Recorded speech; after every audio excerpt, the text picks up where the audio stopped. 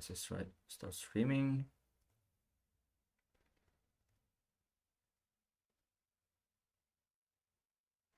It looks live right now. I will send you the link, and I'll send myself the link. Now.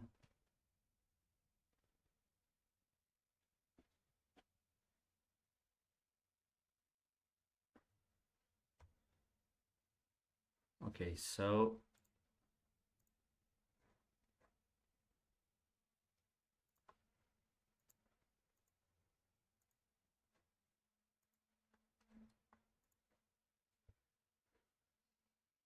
right, everything looks good right now. I guess we can go public. Forward.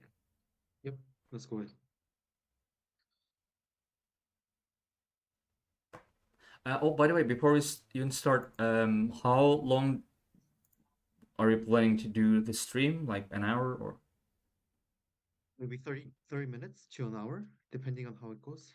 Okay, okay. So our plan is to, for Korean time, we start at 3 p.m.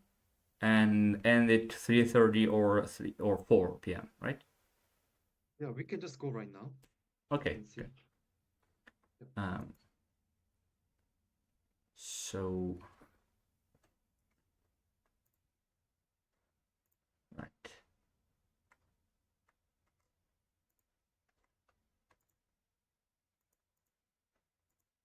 Okay, we are right now we are public.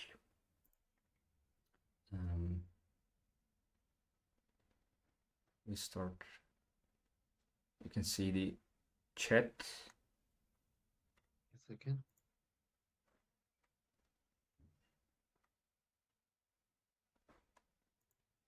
Chat.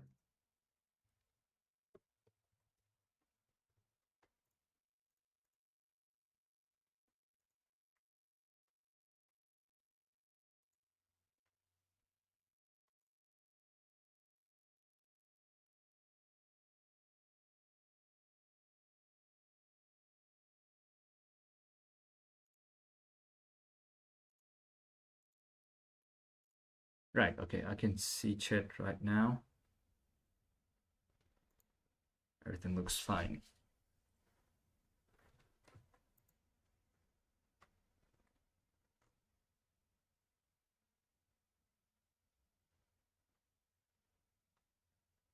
Okay, so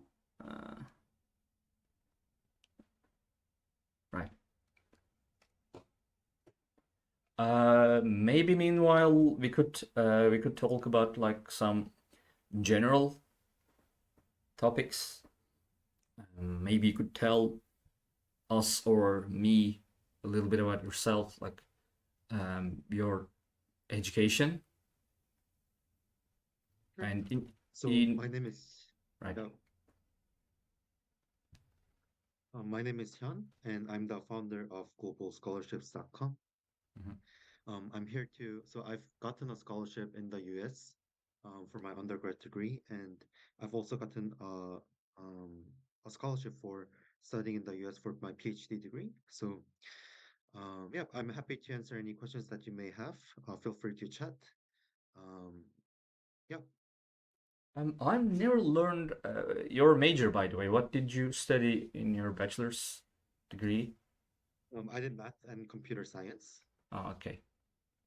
So, was your scholarship for your bachelor's degree, or did you go to USA after the bachelor's degree, like for master's?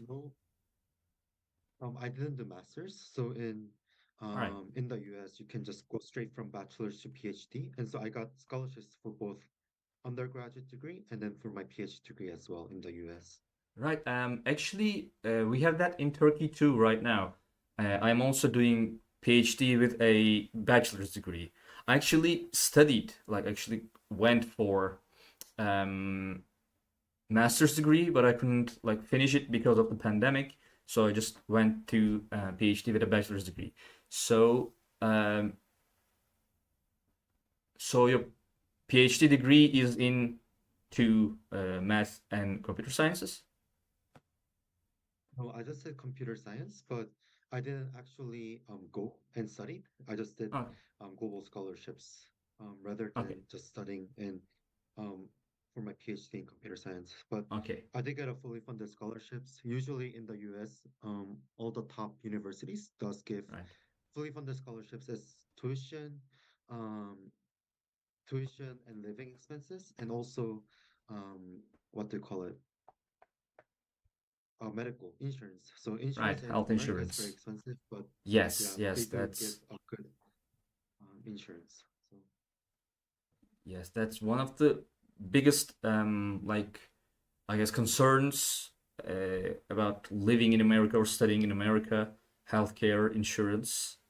A lot of good colleges really like scholarships cover that too, right, most top. So I can say for STEM degrees, right? most like top 100 universities do give scholarships for PhD degrees in the US.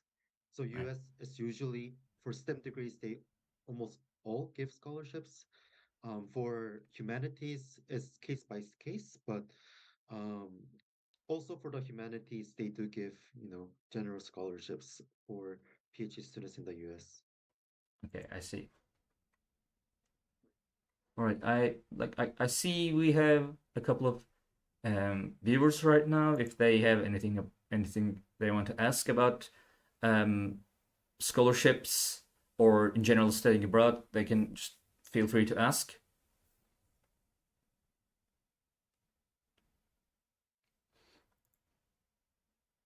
So like in the UK, PhD degrees are usually research based and it's only for Right, 3 years. And right, so it's really difficult, not difficult, but it is harder to get, fully funded scholarships in the UK for PhD degrees. But for the US, usually it's 5 years, 4 to 6 years, but usually 5 years, and is most of them are fully funded. So it's not research degrees, right, as it's not like a research-based admission where you have to, find a project and you apply for the project. But um, in the US, it's usually just admissions. So you you know um, get to the US universities and then you find, the professors that you want to work with.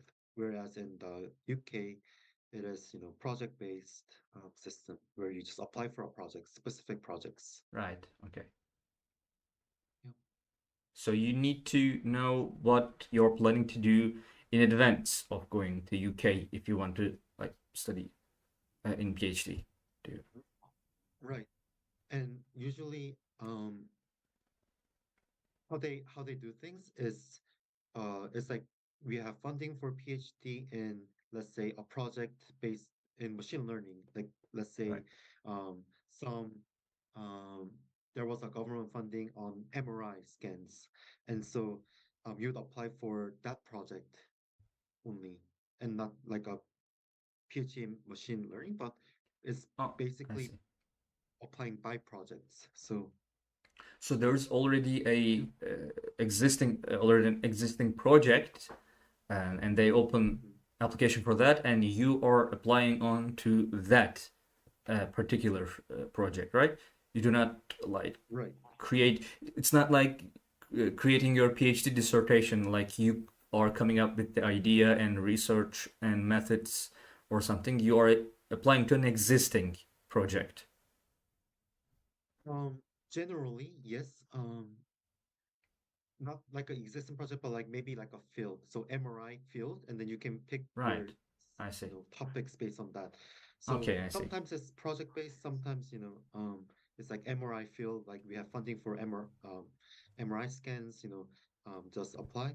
So sometimes it goes like that. Sometimes it is project based, sometimes it's, um, you know, specific projects, but in the general field. So in the UK, it is different, and Europe in general is different from US and Canada All right. PhDs.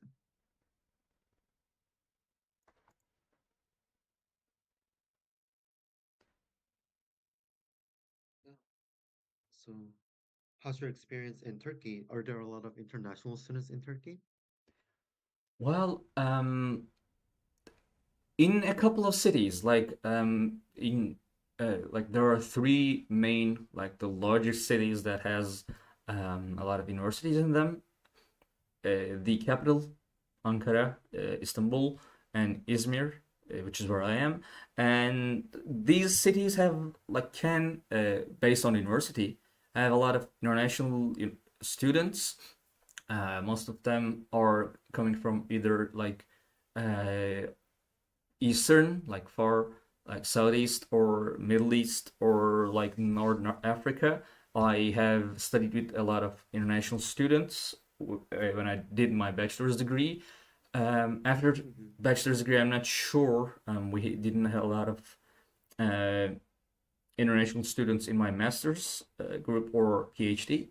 But the in general, for example, Izmir specifically is a very, what would you say, cosmopolitan city. Like there are a lot of international communities here because even before the Republic, Turkish Republic was founded, it was known as the like the foreign or infidel Izmir because so many like embassies were here. A lot of there was a huge foreigner population here. For example, French or Dutch. There were like very big population, and so city in general has a very international tradition itself. So here we have a lot of international students, foreign people, and etc. But also there are a lot of like some student cities like Eskişehir, Balıkesir, or Bursa, etc. They too have some degree to they have international students to some degree, but I'm not sure about like how many are there or how accepting the population are on those cities. But for example, in Izmir, I know from experience that international students can live here very easily without having any issues, and usually Mhm. people also have um, can speak a, some level of English. You do not Mhm. need to learn Turkish. Mhm. So our university, Ege University, specifically has a lot of Mhm. international students. It's very open, and in general, maybe being a little bit more having a secular tradition also helps. Uh, like very uh, international students can find a very welcoming population here. Mhm.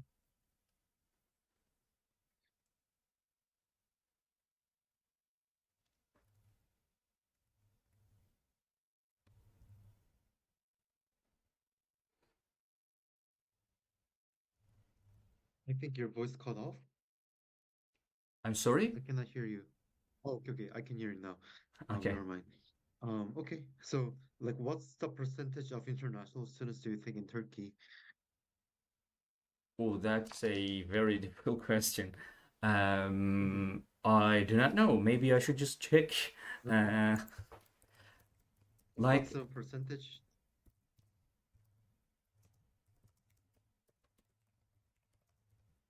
uh, I mean, uh, I'm not sure. Can I find a lot of numbers on that? Well, one thing to add, like one disclaimer, is that I studied international relations, and obviously there were probably more international students uh, in Turkey than other countries. I'm sorry, other there are more international students in that uh, program, like compared to other universities and other programs in Turkey, probably. But we have like I guess in our class maybe 10%, maybe more than that. But um, I don't think Turkey does really all that well in terms of diversity in higher education, except a couple of cities. Like I wouldn't feel comfortable telling people they could go to any city in Turkey and the population would be extremely welcoming. But some like student cities like Izmir, like Eskişehir, like Istanbul, like Ankara, um, people usually see you as university students. Doesn't they do not? For example, where I study, the whole town was pretty much just about the university students. Like people living there were university students, so they did not really care about any um, nationality or other issues. Um, but I'm not really sure about the percentage actually. I need to look up that number, I guess.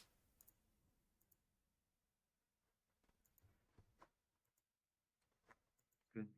So I think in Korea, around there's like 15 to 20%, I believe, in um, studying in Korea, especially in Seoul. There's actually a lot of international students from, Asia, students from the US, students from Europe. So I think that there's a lot of, international students studying in Korea. And um, I think that it is good for international students to study in Korea. The environment is good. There are universities that speak entirely in English, teach entirely in English, like KAIST, UNIST, those IST universities, and there are a lot of internalization. So, um, yeah, I think that Korea is a good place to study here.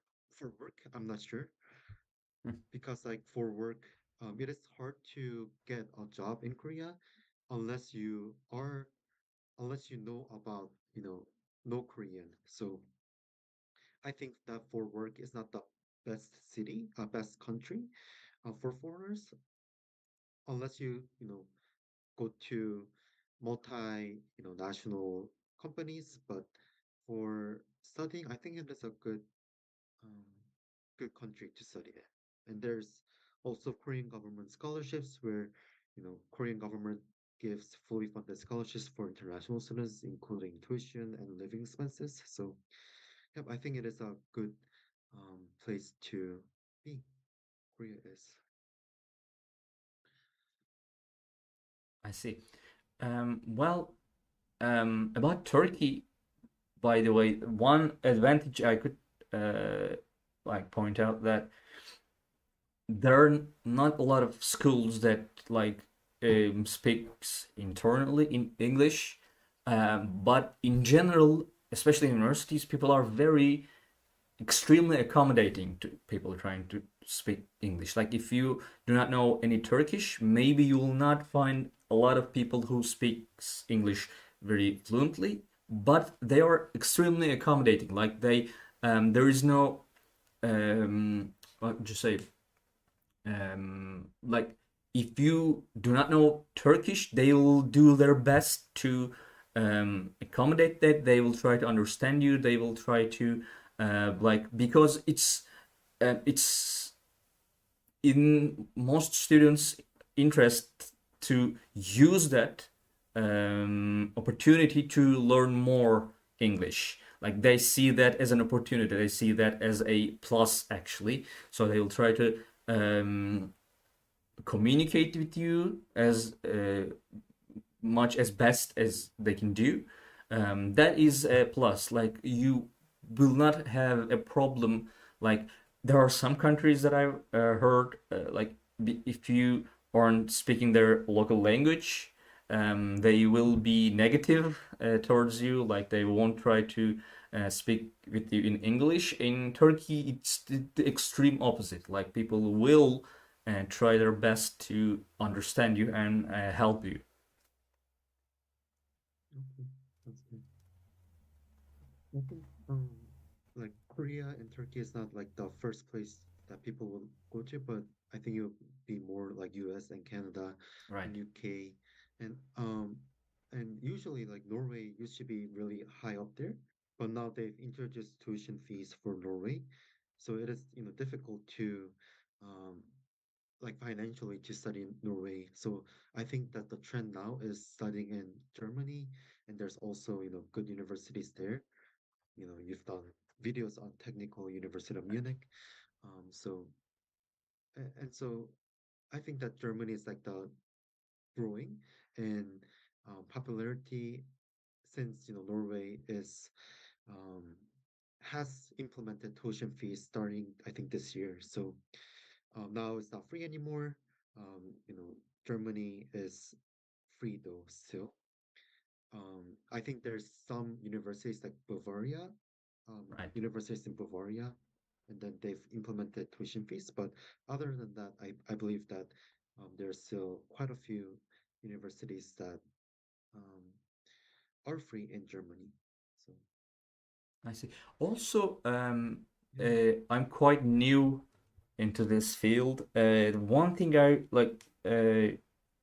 noticed that like USA, Canada is very popular too. I mean, uh, maybe possibly even more popular than some USA articles, as much as I can see. Is that like because they have something specific there, or is it just because their proximity to USA? Because I mean, a lot of people can see it like very similar or the same thing, or do they have like a very specific thing that is advantageous to international students? so in Canada, so US is still I think number one destination for international students, but Canada has also become mm, rising for international students because one of the things that they have that is advantageous than America is that it is easier for international students to find a job there, and then like the visa process is much easier than US after graduation, and also you Right. can work 20 hours a week during semester, and then you can work full time during the summers. In the US, you need to have a CPT. It's called um, co-curricular um, practical training, I believe, what CPT stands for. So you need to have like an authorization to work outside of campus um, during the semester and during the summer. So you need to have extra permission. But in Canada, you don't need to. So you can just work on campus or off campus in Canada, and then you can work 20 hours per week for during the semester and then full time during the vacations. So I think that's one of the appeals that Canada has on top of um, US. Okay, I see. Yeah.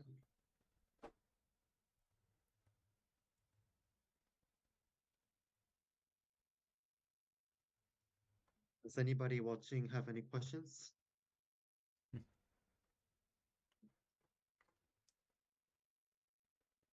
So my name is Hyun, and I'm the founder of Global Scholarships for international students, globalscholarships.com. We compile scholarship database, scholarships all over the world in one database so that you don't have to search different university websites into one place. So yeah, I'm happy to answer any questions that you have. I think I'm gone from the video as. Ah, sorry. Yes, that Yeah, it yeah, does it's that. okay. I don't Yeah, know why. Um, yeah, yeah. okay, I think you're back now. Okay, yes. So if you have any questions, let me know and we'll um, answer them.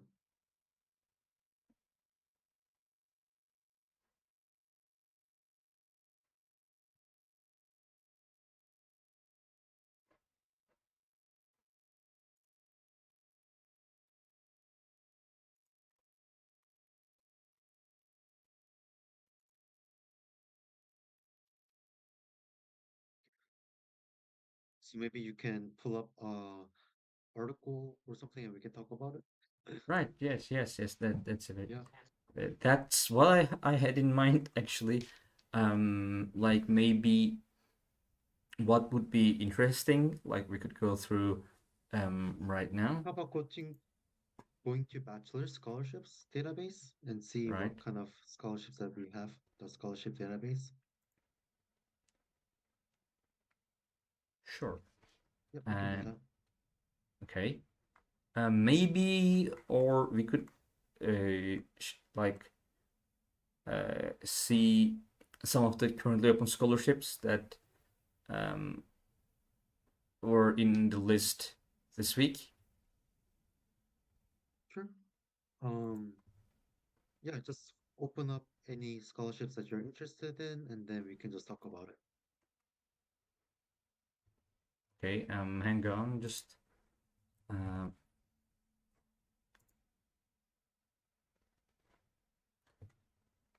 so this week we had International Undergraduate Student Scholarship at National Taiwan University.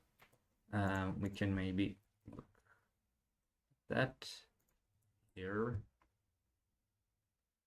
It is upright. Okay. So this is a bachelor's degree scholarship. Mhm. It covers full tuition fees or full tuition fees and a monthly living allowance of 8,000 new Taiwan dollars. Mhm. So there is no need for a separate application, and all nationalities and all subjects are accepted. So, and the deadline is December 4th, 2023. Yeah, so can you scroll down a little bit and see what the requirements are? So Right, I think that this one you just need to apply for admissions, and then you'll be automatically qualified for National Taiwan University scholarships. And right, usually for most scholarships in China, in Taiwan, in Korea, the scholarship eligibility criteria is very low. So because like these universities want to attract international students, because international population and the diversity is the ranking factor in a lot of ranking systems like the US News, like the Times Higher Education, like US World Rankings. So these universities want to attract international students. That's why they're giving right. generous scholarships, and the qualification is not that high I for see. um, for international students. And like National Taiwan University is number one university in Taiwan. But so like all the geniuses in Taiwan, genius students in Taiwan, go to National Taiwan University. But for international students, it's very um, the qualifications is lower. The standards are lower for international students. And I actually I know of somebody who's studying in Soochow University in Taiwan. So Soochow University. I don't know how to pronounce the name, but it's a number one private university in Taiwan. But still, it is the admission standards is very low for international students. So you just need some English proficiency, and they have English track courses. Um, so yeah, if you are international students and you want to study in Taiwan, and I'm pretty sure that they have English track courses as well, it is a good choice. I see. So this, in general, I mean, the school is not that difficult to enter, and also the like scholarship program is you do not need to go through a separate application process. So in general, this is a like very feasible option for people who want to study in Taiwan, right? Yeah, I believe so. So, yeah, like you said, it's not very difficult. If you have, if especially if you have a strong application like SAT, ACT, IELTS, TOEFL, something like that, it is not that difficult. And there was actually And the scholarships are also, very generous as well. So, like you said, it's a good option for students who want to study in Taiwan. I see. Okay, great. Are there any specific things that maybe we can, um, I mean, it is bachelor's degree, but we also like application uh, dates, deadlines here. Um, so should we go to the next one? Maybe. Yeah, we can just talk about this one, or we can just go to the next one, whatever you want to do. We can talk Okay. about the scholarships. Yep. Um, I guess like that's pretty much it for this one. Like in a general sense, if we are not like going into like in-depth analysis of the university or Mhm. scholarship, so maybe okay. I'll just the next one in our list this week was Melbourne International Undergraduate Scholarship at University of Melbourne, Australia. Let me just Okay. pick that up, and Sure. here it is. It's for bachelor students in University of Melbourne. It covers full tuition fee. Sorry, no, tuition fee reduction of 10,000 US dollars in the first year, 50% tuition fee reduction for 3 years, or 100% tuition fee reduction for 3 years. And Mhm. it is for all subjects offered at the University of Melbourne. Um, there are 1,000. Number of recipients is 1,000, and the whole like not all nationalities, but all nationalities except Australia, Cote d'Ivoire, Kosovo, and New Zealand. I'm not sure why some of the scholarships are like excluding Kosovo. Do you have any information, any idea about that? That is our that is one of the things that we need to fix. That Kosovo was not included, and then also Cote d'Ivoire was not included, so that's why we are excluding. So actually, it's just Australia and New Zealand that are Oh, I excluded. see. I see. But I mean, yeah, we need Australia to kind fix of that. makes Yeah, sense. That okay, yeah. sure, And New Zealand also makes sense too. So right. Um, yeah. it's up to November 30, 2023. Mhm. And as I heard, there's like a huge education uh, export. Like Australia is, I believe, one of the largest education exporters in the world. So Right, I right. heard that, uh, like, I'm not sure about Melbourne University of Melbourne, but I heard that like Mhm. Australia is in general also an easy place to uh, be accepted, like get into. Right, you're exactly right. I believe like University of Melbourne, international student population is like 40%, Right. 50%, something like that. So there's so many international students in Australia, and it is they are like the higher ed educational system in Australia is huge. So they want international students, and it's I believe that they are dependent on international students tuition. So that's why like the scholarships are stringent in Australian universities. So there's not that many Australian scholarships, but University of Melbourne does have scholarships. But um, Australia in general is not a really good place to receive scholarships. But Right. but there is government scholarships, so there are provincial scholarships for each province. So like those, I actually know somebody who's studying in Australia who's who got it for her PhD degree, a government scholarship in Australia. So it's like a province scholarships, but university themselves is very difficult. And if you're undergraduate degree, bachelor's, it's probably very difficult for you to get a scholarship in Australia in I general, see. because they depend on Right. tuition fees of international students to fund their um, universities. I mean, like the fact that they are the largest education exporter kind of means that you do not get a lot of free stuff there because, like if they earn the most income from the Mhm. like education in the world, education export in the world, you are expected to pay, I guess, in general. Right. And there are some high-ranking universities in Australia. So University of Melbourne, Australian National University, Griffith University. So there are, University of Sydney. So yeah, I mean, it makes sense. And those universities in general do not give much scholarships for international students. So Right. I know that a lot of Chinese students go there, a lot of Koreans, a lot of, Indians. So like those international students fund those universities, the tuition fees. Right. Right. I see. Mhm. Yeah, you're exactly right.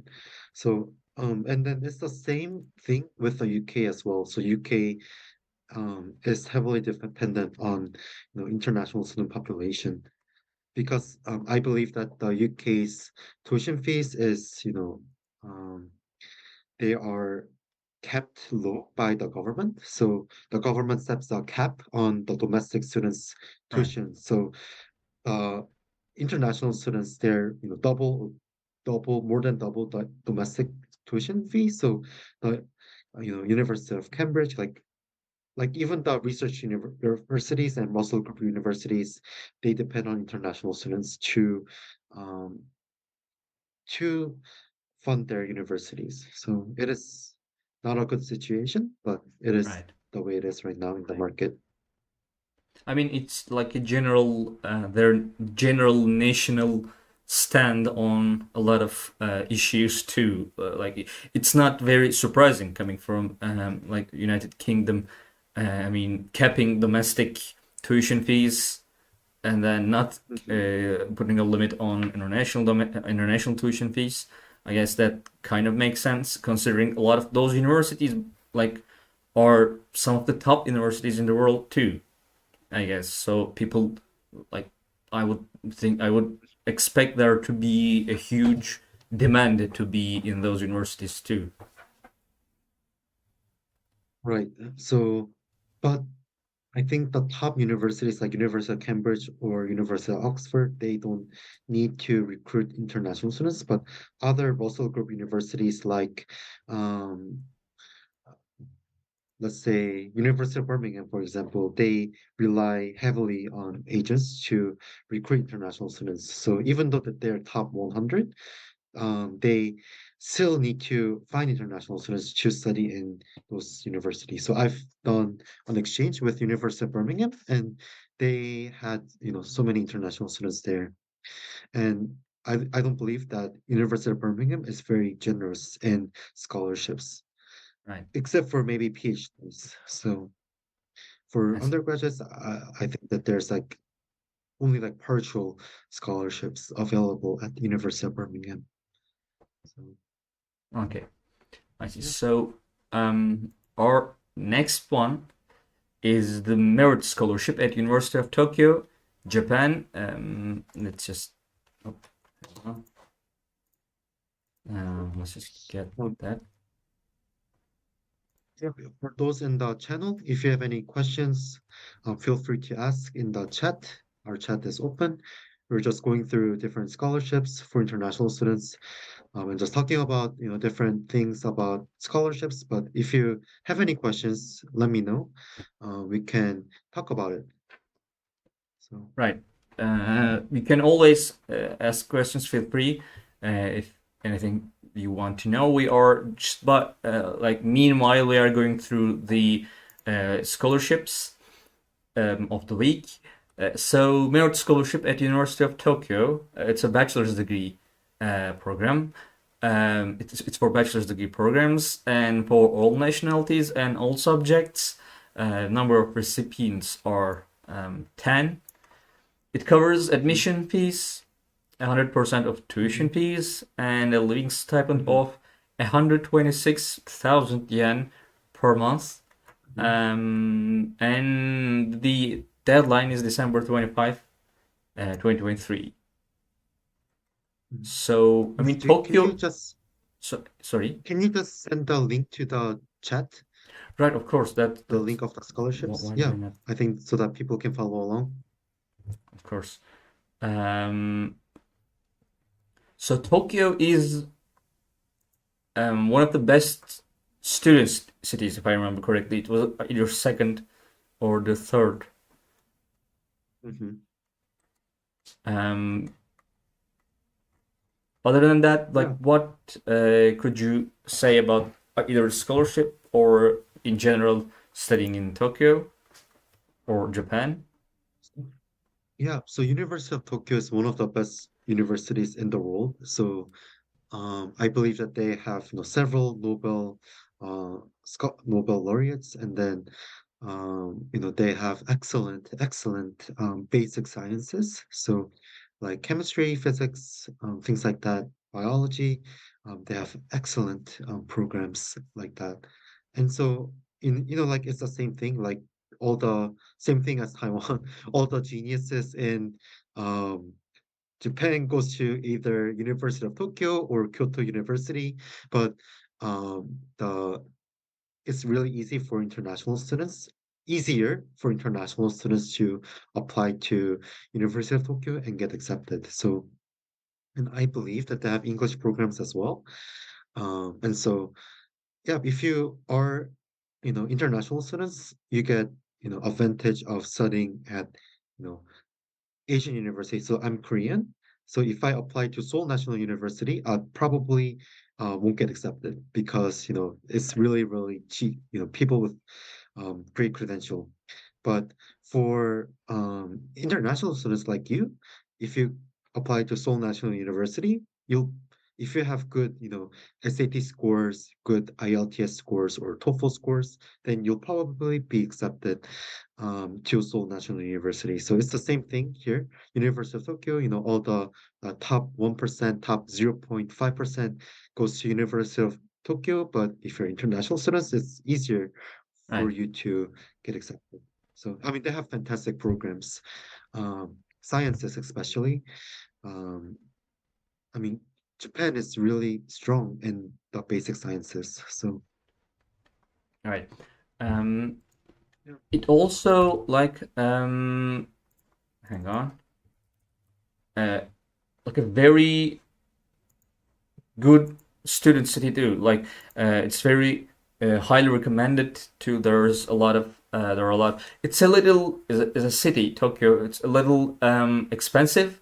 Actually, one of the most Hmm. expensive student cities, probably. But like if I remember correctly, uh, employer activity is quite high.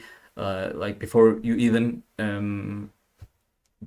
graduate, you can find a lot of, I guess, opportunities to like make sure that you can have job opportunities after you graduate. So it's like a very good, like it's the second, if I remember correctly, second best student city in the world too. So that's like, except especially with this scholarship, I guess it makes Hmm. that it's very attractive. Yeah, I believe that um, I think that right now Japan has good economy. So as in like not like economy in general, but they have really low unemployment rate. So Right. people can get jobs in Japan easy when they um, go to find a job. In Korea, it's the opposite right now. So like the Right. employment market is not very good. But I believe that Japan, there are more jobs than people available. So I think that it might be a good choice for international students to study in Japan. I think that the only negative thing about Japan is that it is homogeneous society. So um, it's a lot of ethnic Japanese, so it's not very diverse country. So I think that's one of the things that might be a little hindrance, and you probably need to know Japanese in order to, get a job. But in order to study, I think that, you don't need to have Japanese proficiency. Um, I think that's the only downside right now is, they have really low unemployment rate. And then if you, especially if you go to University of Tokyo, you probably can get a good job. Um, if you do study like sciences or um, engineering, things like that. For humanities, I cannot speak for Right. humanities, but I think for, STEM jobs, I think is very good. Okay, great. So let's go on to our next one, which is Trustee Scholarship at Boston University, United. I'm sorry. It's Trustee Scholarship at Boston University, United States. I try to pick as diverse as possible from the list or Mhm. with scholarships. This is to for bachelor's students. It's in Boston University. It covers 100% of tuition fees and compulsory undergraduate fees. Um, it's for all nationalities on and all subjects offered at Boston University. We have an additional application, like additional scholarship materials, and the number of recipients are 20. So the Mm. deadline for admission is November the 1st. For the scholarship is December the 1st. And let's just see. We can, we just, by the way, before I forget, share this link too. Okay.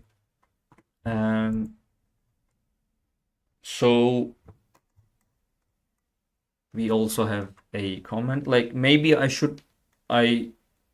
would be interested in creating a tutorial on how to apply to this scholarship next week perhaps. So what can you say about this scholarship or the in general University of Boston or in general United States? Yeah.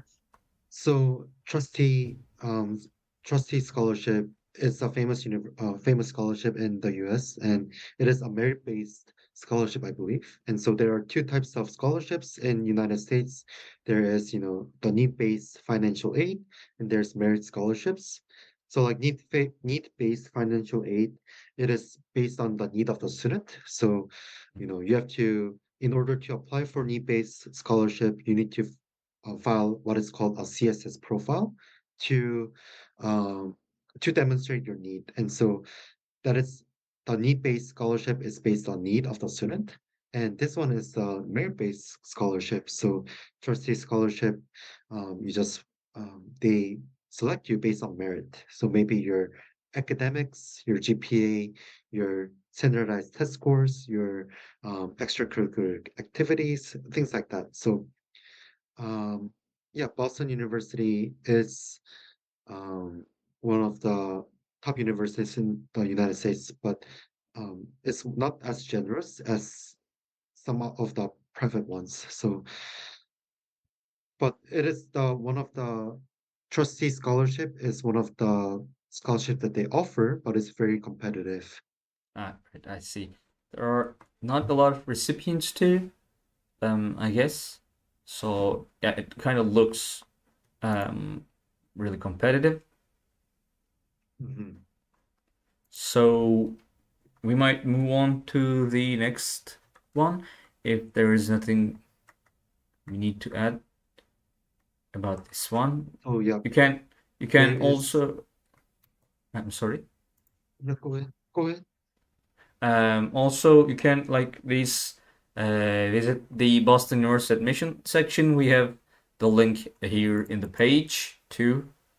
Um, other than that, I guess that's it from me. Yeah, for that, I was gonna say something, but I forgot. So, Sorry. yeah, yeah, we can go to the next one. Okay, so the next one is Graduate Students Research Assistantship at University of Michigan, United States.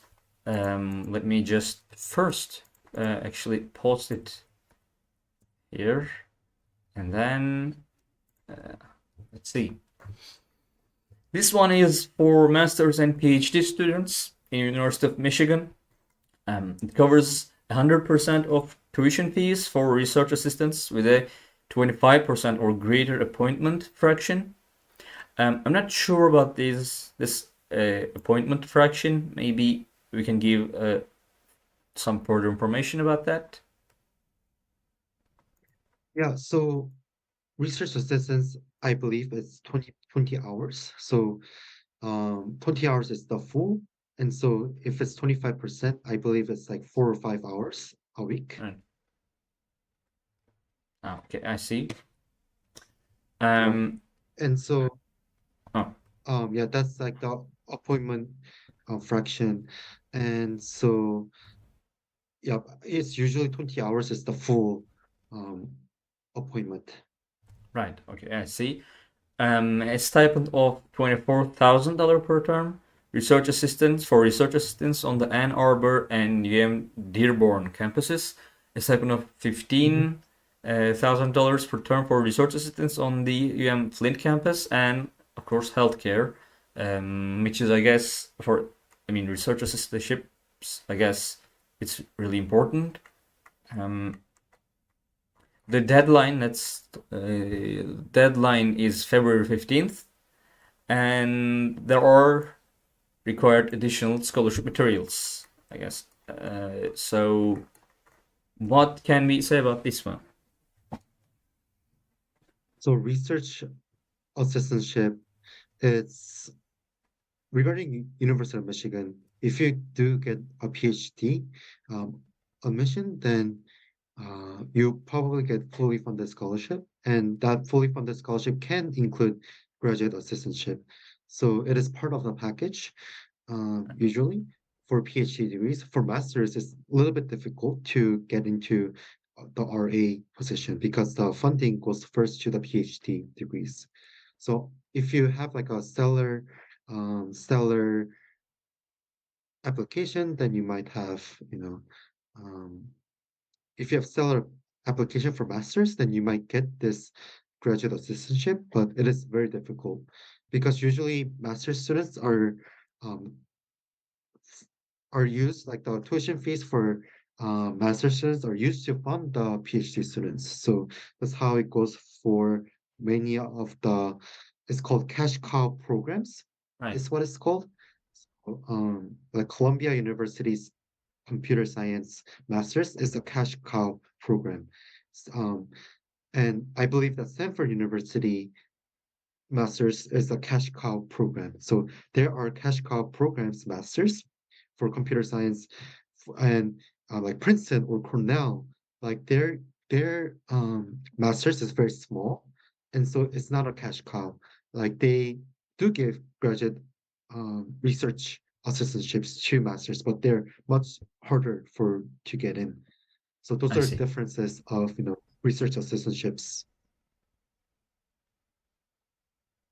Okay, I see. Yeah. So And this is our. Oops, sorry. There you go. oops. Um, okay, let me just close the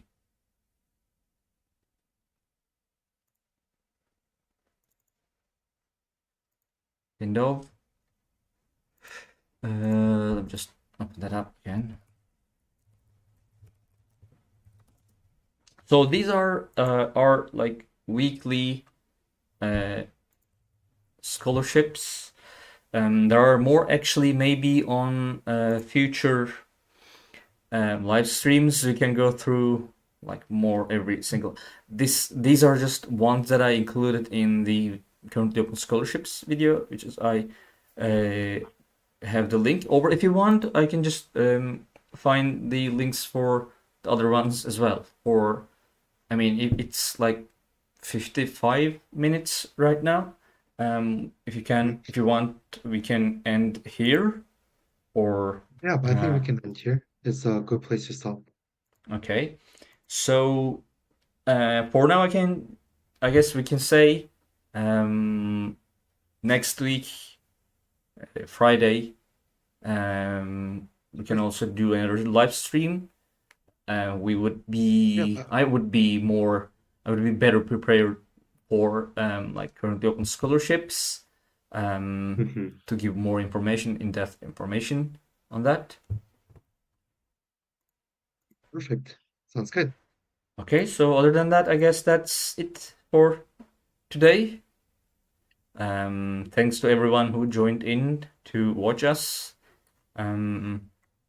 Maybe in the next stream we'll get some questions too.